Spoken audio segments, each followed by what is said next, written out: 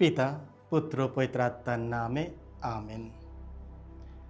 মা মারিয়া পাপহীন ছিলেন, কিন্তু তিনি দুঃখহীন ছিলেন না। তার হৃদয় ছিল নির্মল, তবু সেই হৃদয় তরোয়ার বিদ্ধ হওয়া থেকে রক্ষা পায়নি।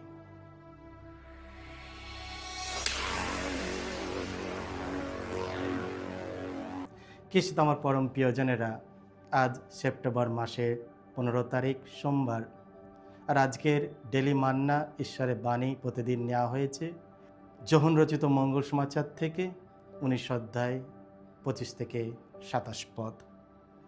এসো ভক্তিভাবে আজকের বাণীটি শুনি। এদিকে যিশুর মা, তার মায়ের বোন, ক্লোপাসের স্ত্রী মারিয়া এবং মাগদালার মারিয়া তখন ক্রুশের কাছে দাঁড়িয়েছিলেন। মাকে এবং মায়ের পাশে দাঁড়িয়ে থাকা সেই শিষ্যকে দেখে, যাকে তিনি বিশেষ স্নেহের চোখে দেখতেন, যিশু মাকে বললেন, মা, ওই দেখো তোমার ছেলে। তারপর তিনি শিষ্যটিকে বললেন, ওই দেখো তোমার মা। সেই সময় থেকে শিষ্যটি তাকে নিজের ঘরে আশ্রয় দিয়েছিল। এই হলো প্রভু যিশুর মঙ্গল সমাচার। প্রভু যিশু তোমার মহিমা প্রচারিত হোক। খ্রিস্ট আমার পরম প্রিয়জনেরা, আজ খ্রিস্টমণ্ডলী শোকাত্ম জননী মা মারিয়ার পার্বণ পালন করছে।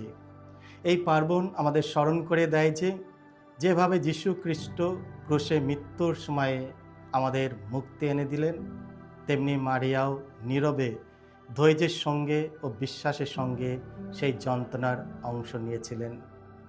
তিনি ছিলেন ক্রুশের নিচে দাঁড়িয়ে মা, এক মা যিনি যন্ত্রণার মধ্যেও তার বিশ্বাস হারায়নি। বাইবেলে মারিয়ার সম্বন্ধে 7টি দুঃখ তুলে ধরেন। সেগুলি হলো, প্রথমত সিমনের ভবিষ্যৎবাণী, লোক 2:25।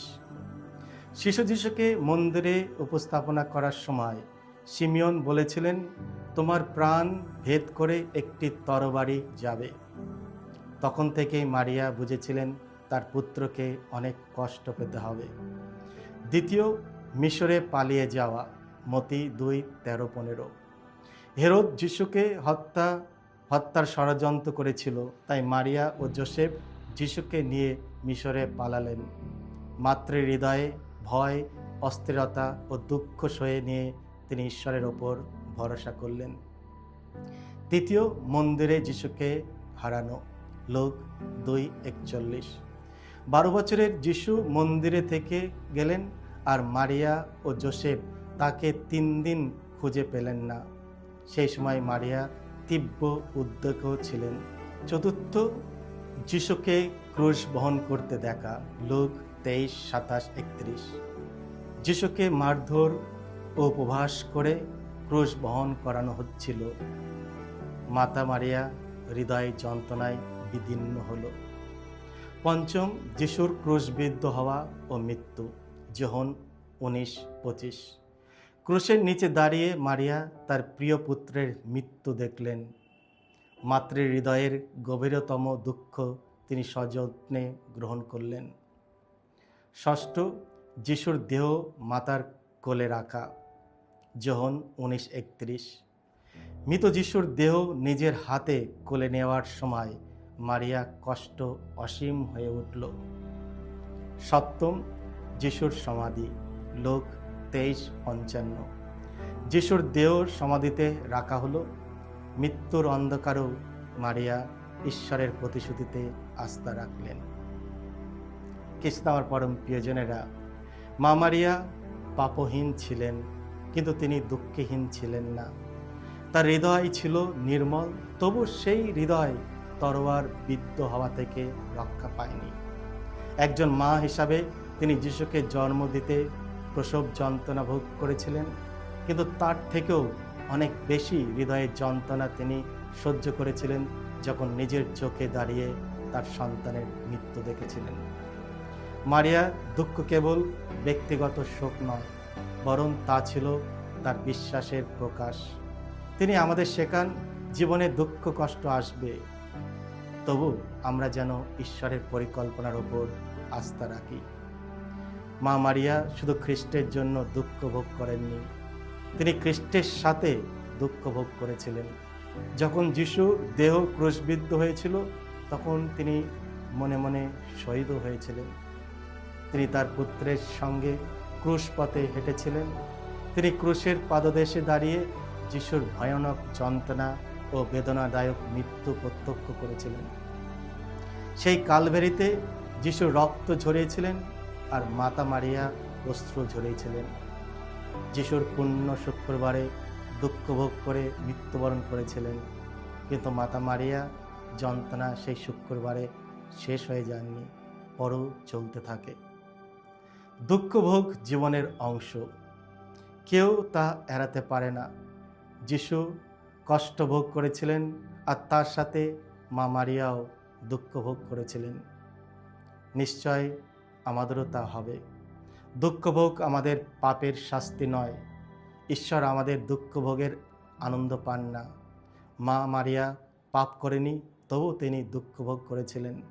সুতরাং দুঃখ শাস্তি নয়, বরং এটি ছিল ঈশ্বরীয় উদ্দেশ্য। মানবজাতির মুক্তির জন্য মা মারিয়া খ্রিস্টের যন্ত্রণার অংশ নিয়েছিলেন। ঈশ্বর আমাদের গভীর জলে নিয়ে যান আমাদের ডুবিয়ে নেওয়ার জন্য নয়, বরং আমাদের শুদ্ধ করার জন্য। মানব দুঃখ কাকে বলা হয়?